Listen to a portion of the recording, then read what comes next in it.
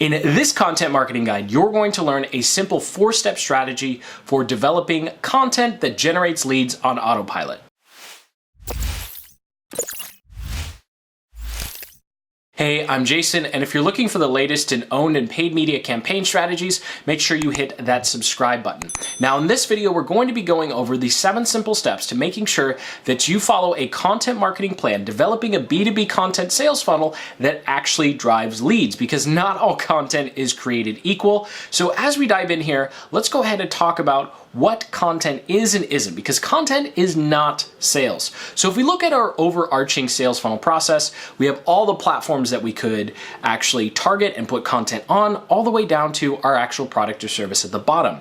Now, when it comes to content marketing, we're most concerned with the first 2 levels here, which is which platform are we going to produce content for, and how are we going to grow audiences or get attention on that platform. You don't necessarily have to have a big following or audience in order to make sales with content, but we're going to focus here. So if you think of a traditional sales funnel and the entire process of someone doesn't know who you are all the way until actually purchasing your product or service, we are going to focus on the front end of our funnel here, specifically who our ideal customer is, and then what type of content is actually going to drive their attention. And once they're engaged with that content, then we push them over to our landing pages or sales process. So the first step is research, and there's just 2 basic questions we need to ask as we go through research.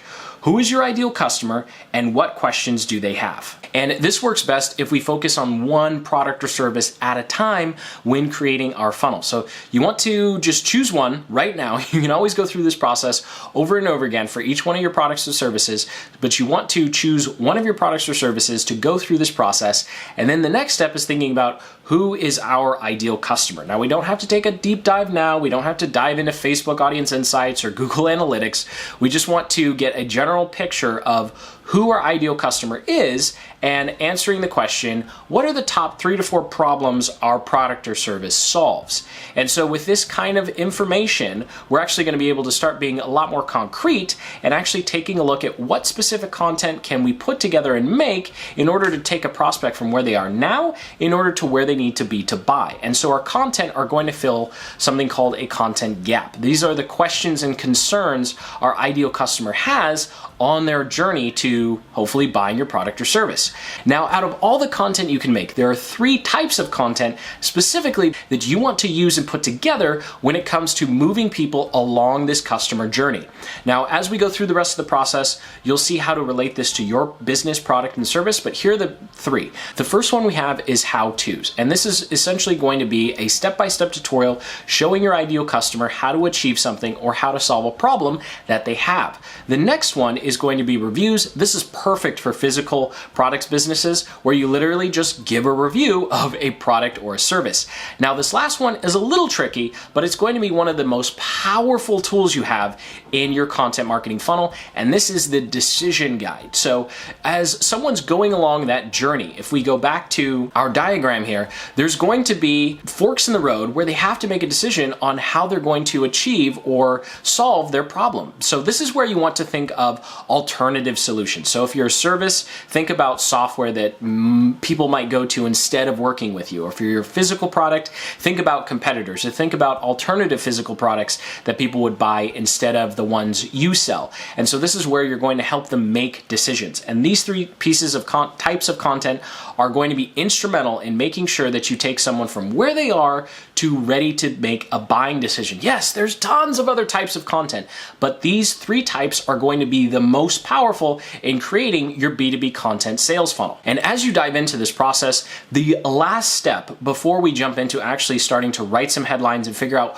what specific type of content you're going to make for your business is to remember that there are different types of customers, right? Not every single one of your ideal customers is in the exact same place. So content that speaks to someone who's brand new needs to be very different and needs to be a different funnel than someone who's been in your niche or industry or has been looking for solutions for an extended period of time. So this diagram is here just to remind us that we do have to make multiple different types of content for multiple different types of people. So make sure you hit that subscribe button, because we have a video that takes a much deeper dive into how to create these customer avatars, so it's very clear and easy exactly what type of content you should be making for each one of your ideal customers. So now we're ready for the headline, and you actually don't want to write a single word, record a single bit of video or audio until you know what your headlines are going to be. And this is because content that's designed to bring in new customers and prospects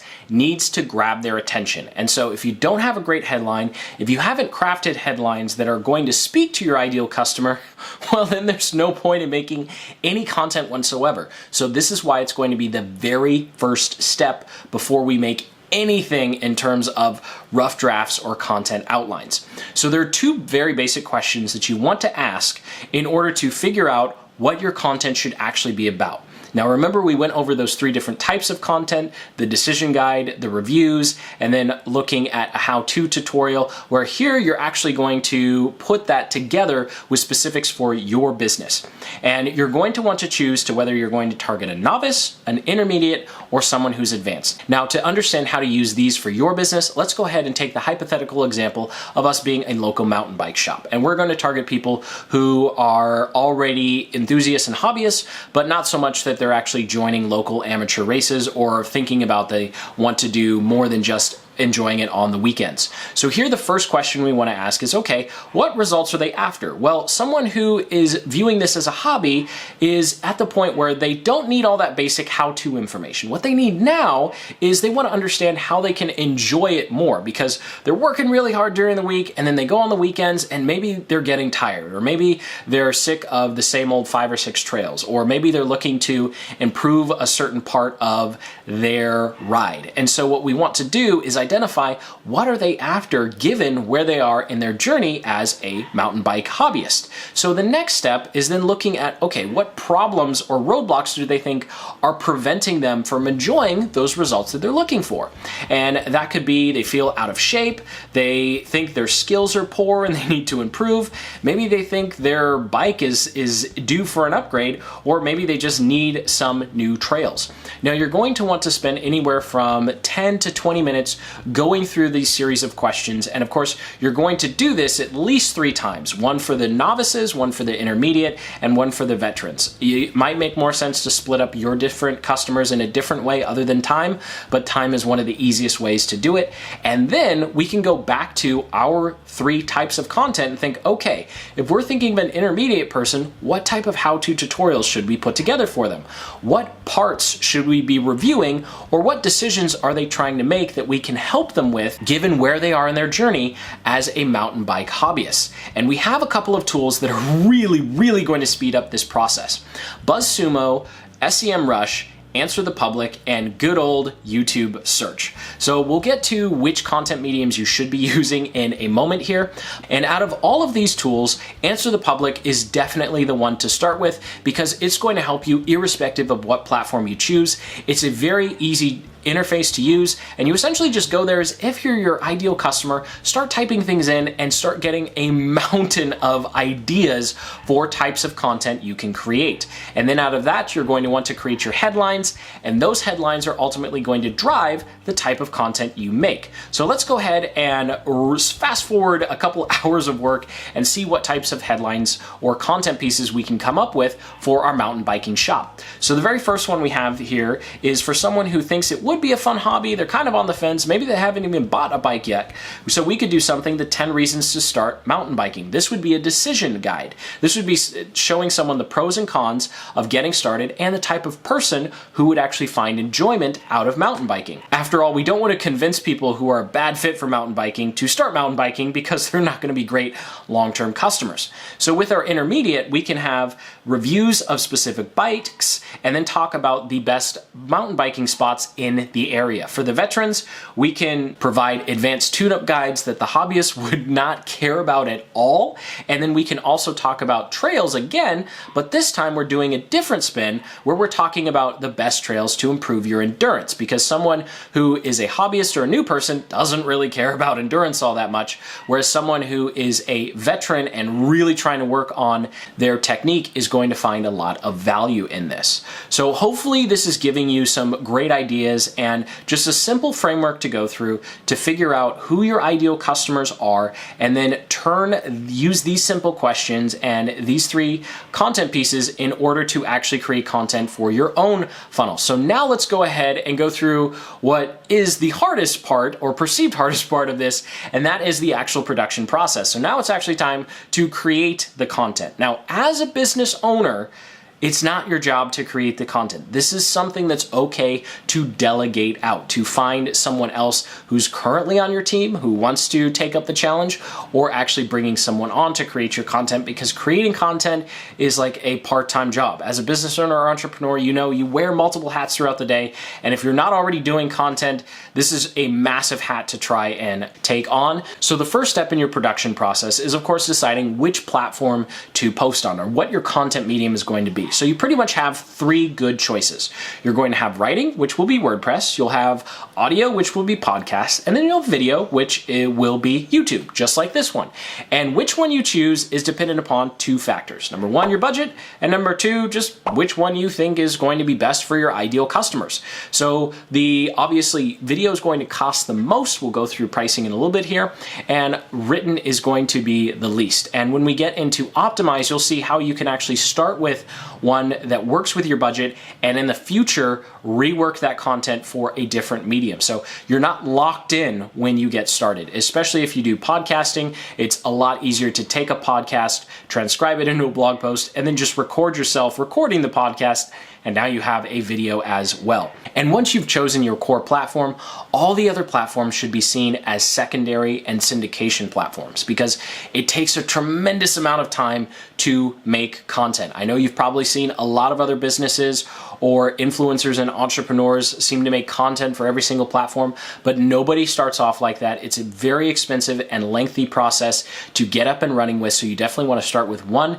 because you want to master that one, and then as you'll see in optimization, it'll be a lot easier to go out to other platforms. So let's go ahead and talk about costs. In terms of actually writing, you're looking from anywhere from $200 to $500 to put together your script or write your blog posts. And then when it comes to editing, you're looking anywhere from $75 to $200 for someone to either proofread your blog post, or if you're hiring a video editor or podcast editor to go through and cut out all your mistakes and add on things or graphics or slides. So the best places to look for people to help you would be sites like Upwork and Freelancer and Guru. And then if you're on a tight budget and you need something very specific, then Fiverr, but I don't recommend using Fiverr if you're looking for a long-term solution. And so now let's go ahead and address how much it would take to actually get up and running with video, which is the one I personally think is the best, because even though nobody's great at video when they're just getting started, it is going to pay the greatest dividends long term.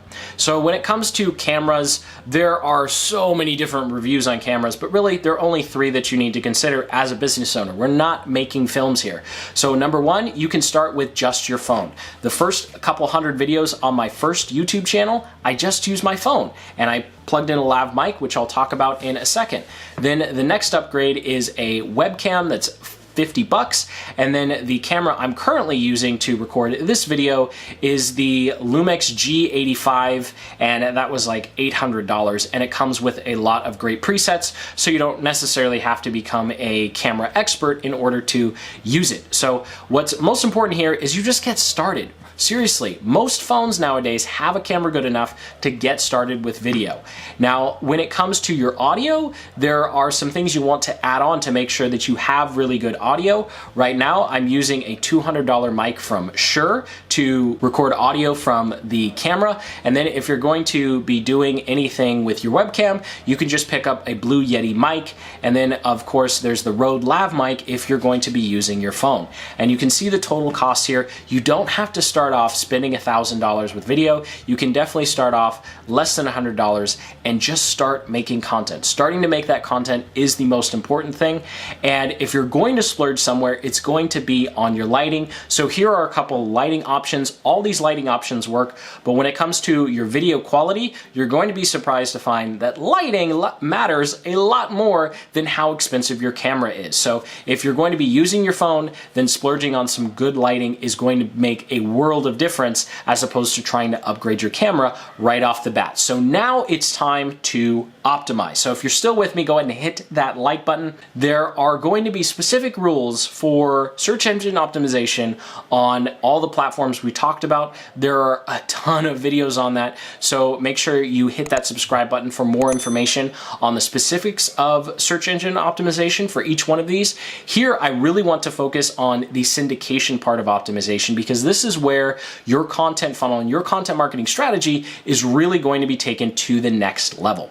So of course you can pause here. There's a timestamp table of contents in the description, but this is a rough idea of cost and what you can do based upon your core platform. So I'm just going to go through the example of YouTube here. Of course, you can always pause. So let's say you're recording YouTube videos, and if you want to turn your YouTube video into a blog post, it's probably going to cost anywhere from $15 all the way up to $300. Now, if you're just going to take a video transcription and have someone edit it, it's probably going to take 15 to 20 bucks. If you want someone to take that transcription and turn it into a very nice, well-read, readable post, then it's probably going to cost you more than $100 to get it done, especially because you're going to need to add graphics and you're going to need an editor to go through and actually make sure everything's spelled grammatically correctly.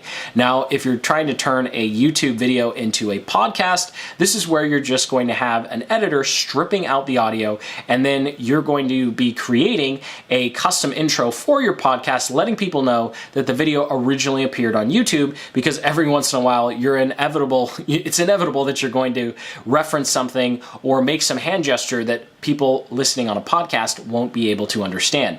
And then of course I'll let you pause and look at how you can take any type of content and syndicate it to the other major social media platforms. And with that, that's all there is to it, to creating your own B2B content marketing funnel. I sincerely hope you got some value out of this video, and most importantly, you have a much clearer picture of what type of content you can make to automate the lead generation process and bring in new customers. So go ahead and hit that like button, subscribe for more digital deep dives just like this one, and until the next, keep building the business you love.